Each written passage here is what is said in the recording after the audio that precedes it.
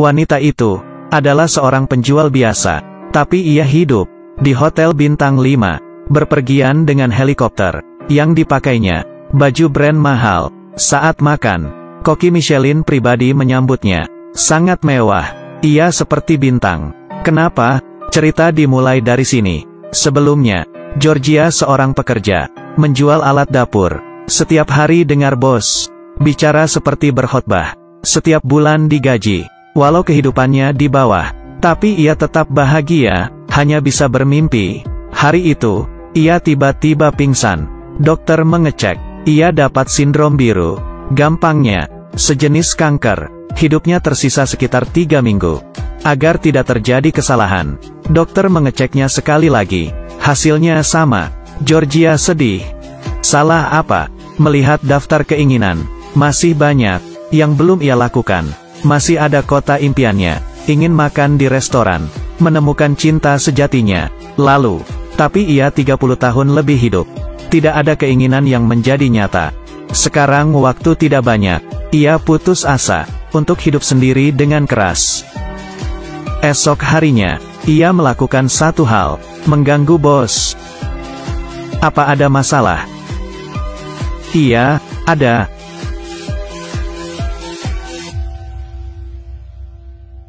Lalu ke bank, mengambil semua tabungan dan pensiun, menjual semua investasi. Sebelum ia mati, ingin mewujudkan impiannya, memulai liburan yang sempurna. Ingin menghabiskan semuanya. Georgia duduk, pergi ke Eropa, naik kelas ekonomi. Di depannya pria gendut, membuatnya sulit bergerak. Ia tidak tahan, panggil pramugari. Tapi pramugara di seberang bilang, jika Anda ambil kelas pertama, bukan kelas ekonomi, tempat duduk akan luas. Berapa? Kamu ngomong apa? Kalian harus mati. Berapa harganya? Ia memutar matanya. Ia pun duduk di kelas pertama. Pramugari menghidangkan ayam bakar dan menuang bir. Jangan bilang, menjadi orang kaya sangat enak. Setelah sampai di Prancis, melihat orang antri. Tanya berpikir, langsung menyewa helikopter. Sampai di mimpinya, hotel bintang 5, pelayan, dan para tamu tercengang. Mau tahu, berasal dari mana? Orang kaya Inggris, atau dari tempat lain? Mereka semua menebak, wanita itu, apa identitasnya? Datang pakai helikopter, 2 jam sampai lebih cepat. Ke hotel, resepsionis bilang kamar belum dibereskan. Masih ada 1 kamar, 1 malam $3.000 lebih. Georgia tanpa berkedip. Ambil, masuk kamar. Sekejap jadi orang kaya, tidak tahu kasih berapa banyak tip. Ia mengeluarkan 4.000, kasih ke pelayan. Pelayan kaget, hanya bisa simpan selembar. Sisanya dikembalikan. Berdiri di depan jendela, ia merasa dirinya dulu hidup sia-sia. Di sini, kehidupan apa? Setelah menetap, ia memutuskan, sesuai dengan orang kaya, dari atas sampai bawah, semua diubah. Setelah ganti pakaian mahal, ia pergi ke spa. Ia tidak tahu, jadi orang kaya seperti ini. Ia tahu orang kaya, gimana merawat diri. Cabut bulu. Paling menakutkan, harus dipukul dengan rumput. Seluruh tubuh dibungkus seperti mumi. Saat mau ke WC, berusaha, tapi untungnya tidak sial. Malam harinya, ia pakai gaun elegan, masuk ke dalam restoran. Halo, Nyonya Gelombang. Di dalam restoran ada 1 meja. Orang berpangkat tinggi. Pesan makanan banyak masalah. Tidak mau mentega. Tidak mau air karbon. Setelah koki Michelin lihat, langsung kesal. Ini itu tidak mau. Mau makan apa? Betul. Koki hebat dan galak. Sifatnya seperti itu. Tapi hanya Georgia memesan makanan banyak. Koki merasa terharu. Itu yang ia inginkan. Ia keluar.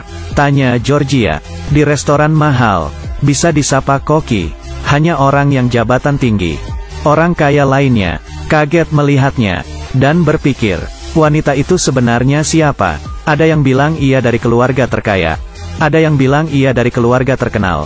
Dan berhasil membuat perhatian Dillings. Di hotel, ia berendam sendiri. Dillings datang, ingin menyapanya.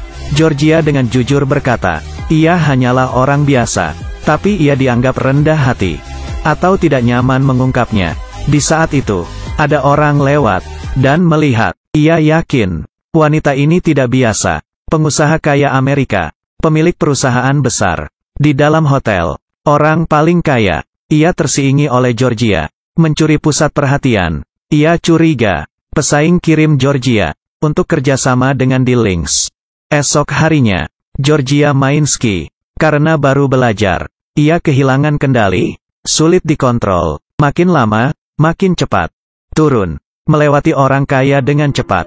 Mereka pemain ski hep, tidak ingin kalah, ikut mengejar.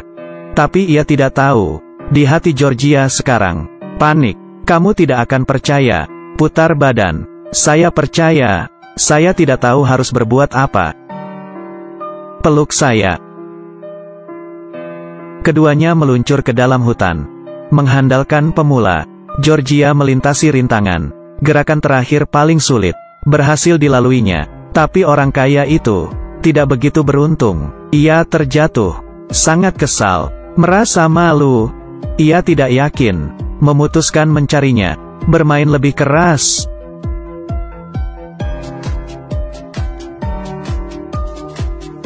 Di dunia ini, permainan paling bahaya, orang yang ikut, harus melindungi dirinya, lompat dari tembok tebing, melihat ketinggian. Orang kaya takut, bukan masalah besar, tapi, banyak orang meninggal karena ini. Orang kaya berkata, Georgia tidak masalah, saya akan mati, apa yang ditakutkan?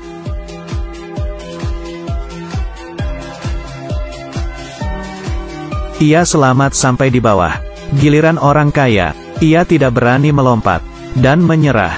Melihat Georgia tertawa, membahagiakan diri sendiri. Mereka masuk ke kasino. Ia tidak tahu harus menangis atau ketawa. Tiba-tiba, keberuntungan datang. Ia menang $30.000. Orang-orang kaya di sebelahnya, tidak bisa menahan wajahnya. Ia harus menggunakan 3 pelanggaran. Kepada pelayan hotel, untuk cari identitas asli. Pelayan melihat kartu kerja Georgia. Tahu ia bukan orang kaya. Ia hanya sebuah sales. Tapi ia juga melihat sebuah surat. Georgia akan mati. Ini membuatnya sedih. Saat Georgia kembali, pelayan memeluknya. Akan merahasiakannya. Pengusaha masih pakai cara lain. Dan mendapatkan identitas asli Georgia. Saat acara, ia berdiri. Memberitahu ke semua orang. Identitas asli Georgia. Dipikir bisa mempermalukannya. Tapi ternyata ia tidak marah. Ia beritahu semua orang. Ia tidak menipu siapapun. Ia datang ke sini, hanya karena hidupnya akan berakhir. Ia hanya ingin menghabiskan tabungannya. Tinggalkan dunia tanpa penyesalan. Ia diam terlalu lama. Ada banyak hal yang ia tidak bisa lakukan. Ia hanya ingin menikmati masa terakhirnya. Dengar itu, orang-orang di sekitar memberikan tatapan hormat. Mereka juga terdiam. Pengusaha itu dianggap orang tidak punya hati. Brengsek. Mereka satu-satu pergi meninggalkannya. Pengusaha kaya yang dibenci. Minum sendirian. Naik ke atas balkon untuk minum. Ia selalu jadi pemenang. Tapi tiba-tiba hilang. Kalah dengan seorang sales. Georgia melihat dan panjat. Dengan sabar bilang, orang kaya seperti kamu apa ada waktu. Berubah selama ada kesempatan. Untuk diri sendiri. Tapi kehidupan yang baik. Nikah, melahirkan, buka restoran kecil. Tapi itu hanya mimpi biasa. Tidak bisa tercapai. Sebaliknya, kamu beruntung. Apa yang masih tidak puas? Masih tidak terpikir? Georgia menenangkannya. Pengusaha akhirnya ngerti. Georgia tiba-tiba sedih. Ia diganggu oleh bos sebelumnya. Ia memilih untuk menahan. Cinta makanan. Untuk diet. Makan makanan sehat. Ia naksir rekan teman kerja. Tapi tidak berani ungkapkan. Georgia merasa, ia hidup terlalu berhati-hati, tidak pernah ikuti kata hatinya. Saat itu, pria yang disukai Georgia muncul. Ia mengungkapkan cintanya. Ternyata ia juga cinta Georgia. Sebelum Georgia pergi tanpa pamit, ia kaget mendengar itu. Ia mencari dokter, memeriksa hasil diagnosa, dan pergi ke Eropa. Walau hidupnya tinggal beberapa hari, ia akan menemani Georgia. Georgia bingung. Pelayan juga naik. Rumah sakit mengirim fax. Ia tidak ada penyakit, mesinnya tidak berfungsi, salah didiagnosis.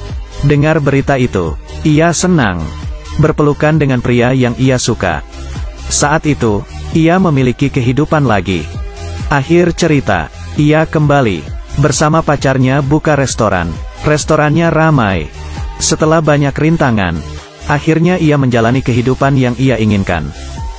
Judul film ini, Last Holiday. Walau ini hanya film, tapi ini cerita kehidupan dan kematian. Prosesnya agak tidak masuk akal. Banyak kebijaksanaan dalam hidup. Warna latar belakang pemikiran orang. Seseorang mungkin akan beritahu Anda, berani mengejar impian hidup. Tapi Sunge akan bilang, filmnya bagus.